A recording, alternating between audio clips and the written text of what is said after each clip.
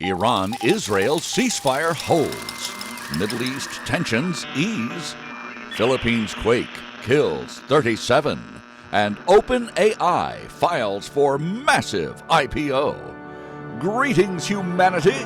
Let's grok the news, starting with the most important story in the world today. Dateline, Washington, D.C. President Donald Trump is intensifying diplomatic pressure to lock in a durable Middle East ceasefire after Iran and Israel traded fresh missile strikes and retaliatory attacks earlier this week. The exchange marked the most serious breach since the fragile truce took hold in early April. Both sides have now announced a pause, but officials warn the situation remains volatile. Trump held a direct call with Israeli Prime Minister Benjamin Netanyahu.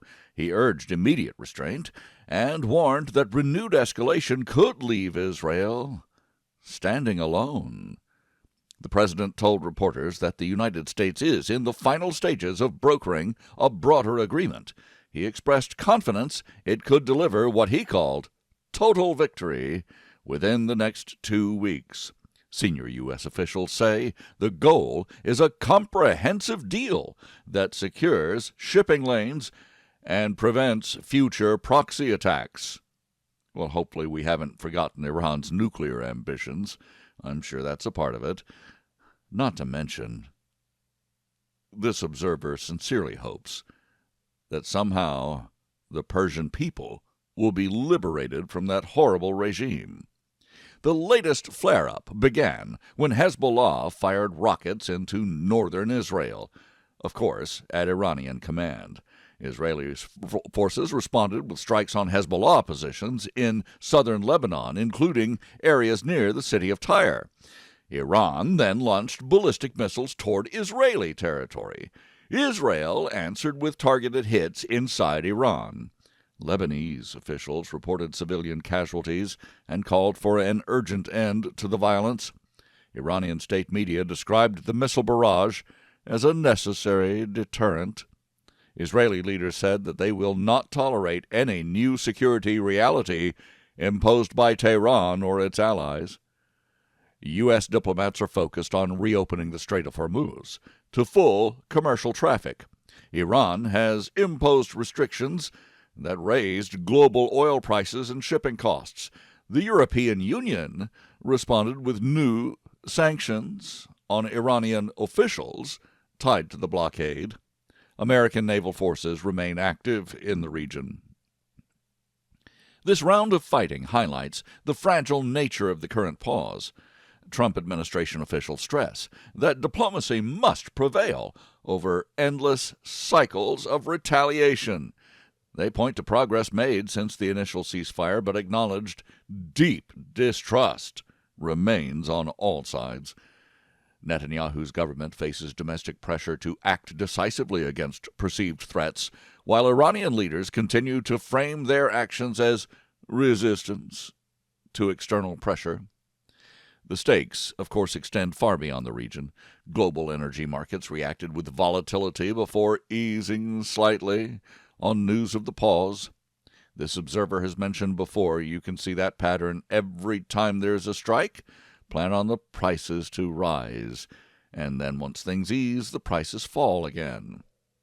If this observer were a speculator, he'd be buying low and selling high. Insurance rates for, well, why do you think that the fuel companies have record profits right now? Insurance rates for vessels in the Gulf have also spiked. European and Asian economies that rely on stable energy flows are watching closely.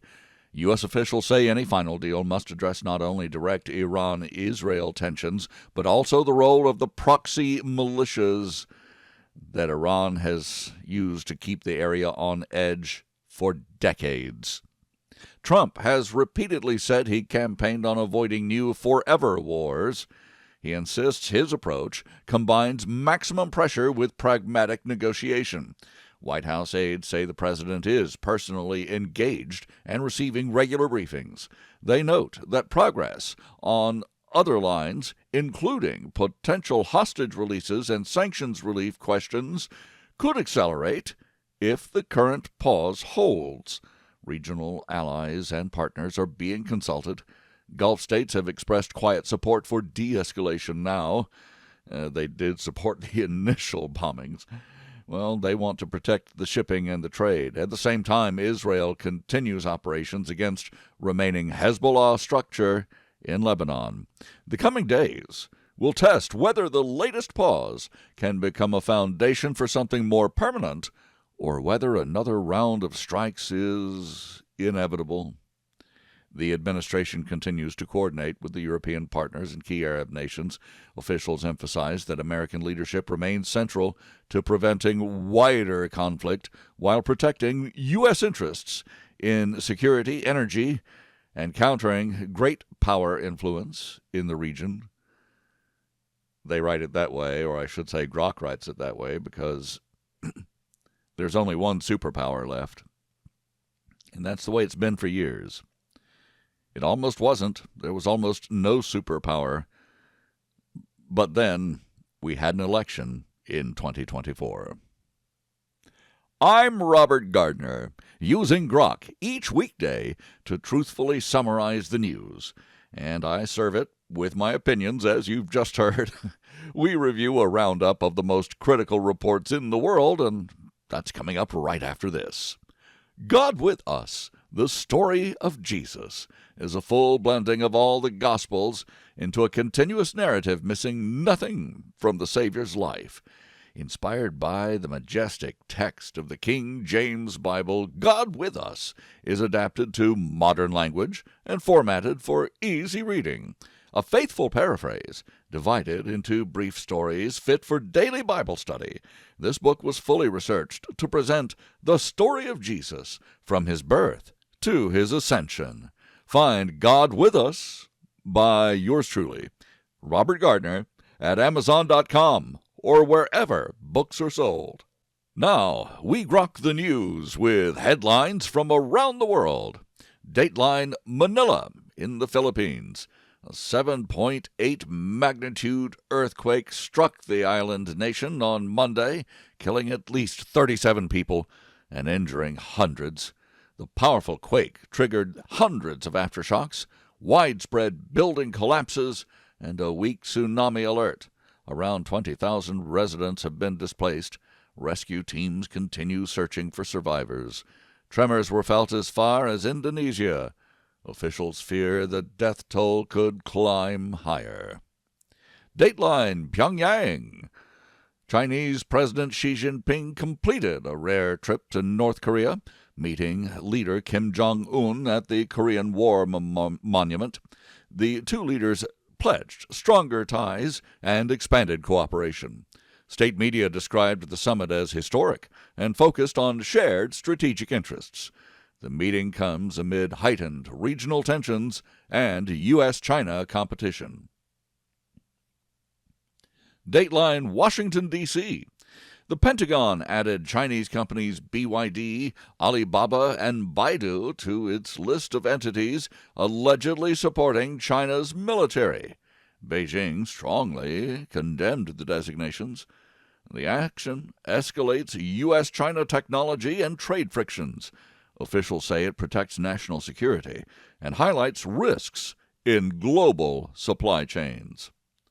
This observer has always felt that the U.S. military should not rely on global supply chains for obvious reasons. Dateline: Los Angeles. Progressive Nithya Raman advanced to November's runoff against Mayor Karen Bass in the Los Angeles mayoral race. Influencer Spencer Pratt dropped to third place as mail-in ballots once again came to the rescue, significantly reshaping early results. The contest underscores deep political divisions in America's second-largest city and opens obvious questions into how California counts the ballots. Dateline: Kinshasa in the Democratic Republic of Congo. Congo's Ebola outbreak has now reached more than 500 cases and 100 deaths in recent weeks, possibly much more. Health authorities and the WHO are racing to contain the spread amid challenges, including disinformation, difficult terrain, and, of course, the ongoing conflicts. Dateline New York, New York. President Trump became the first sitting president to attend an NBA Finals game. Trump saluted and smiled through the moment. There was some booing, there was a lot of cheering and whistling. But the Spurs beat the Knicks. NBA Commissioner Adam Silver describes Trump as a genuine Knicks fan. Dateline, The Hague, Netherlands. The International Criminal Court has suspended Chief Prosecutor Karim Khan over allegations of sexual misconduct. An internal investigation prompted the decision. Khan has handled major international cases. The suspension arrives during a sensitive period for global justice institutions. Dateline, Washington, D.C.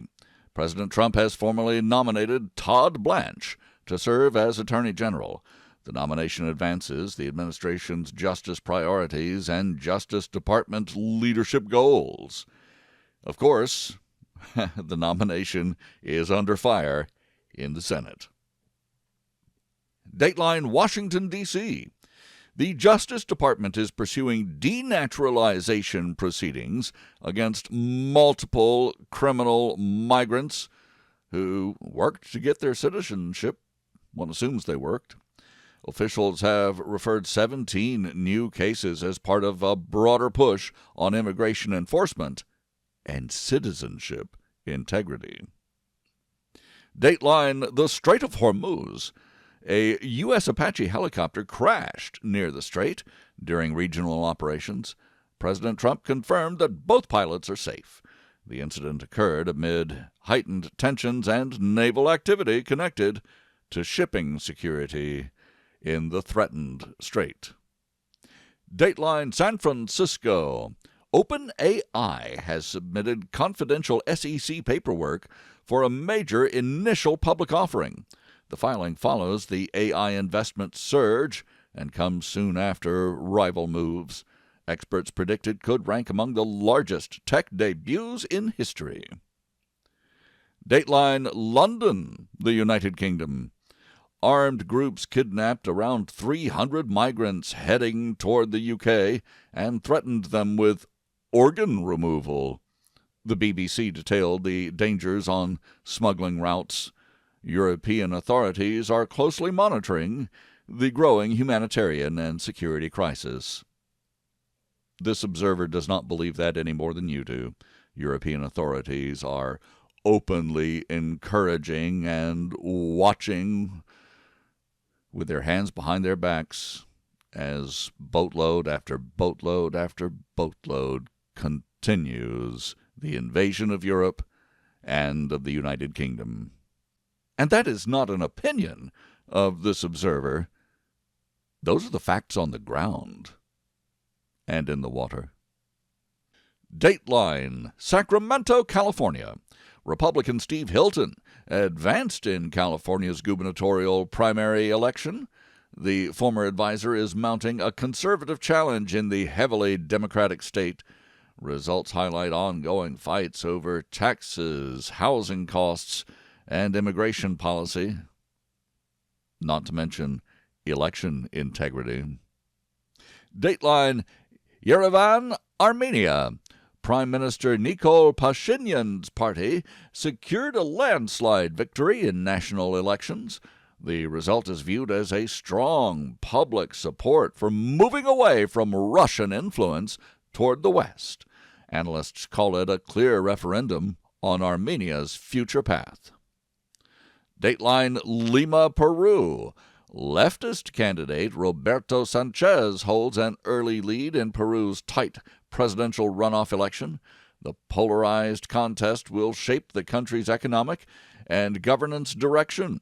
Final results and turnout are still being closely watched. Dateline Brussels, Belgium, France, and Germany scrapped their ambitious joint future fighter jet program due to industry disagreements. Well, that's what they're calling it. The decision delivers a significant setback to European defense cooperation goals. NATO members are now reviewing other collaborative projects. Dateline Moscow. A car bomb exploded in Moscow, killing at least one person. Investigators have not yet identified this victim. The attack takes place against a backdrop of broader regional instability as the war continues between Russia and Ukraine. Dateline New York, New York. A homeless suspect was arrested after stabbing 6 people inside New York's Penn Station. The incident highlights ongoing public safety challenges in major U.S. cities. Why not just say in big Democrat cities? Authorities are investigating the attack. And Dateline Austin, Texas. U.S. officials confirmed new cases of New World screwworm in Texas livestock. The flesh-eating parasite poses a serious threat to cattle herds. Federal and state teams are expanding their containment and response efforts. As for me, well, I thank you for listening. Please join me tomorrow to once again Grok the News. I'm Robert Gardner. Godspeed and God bless.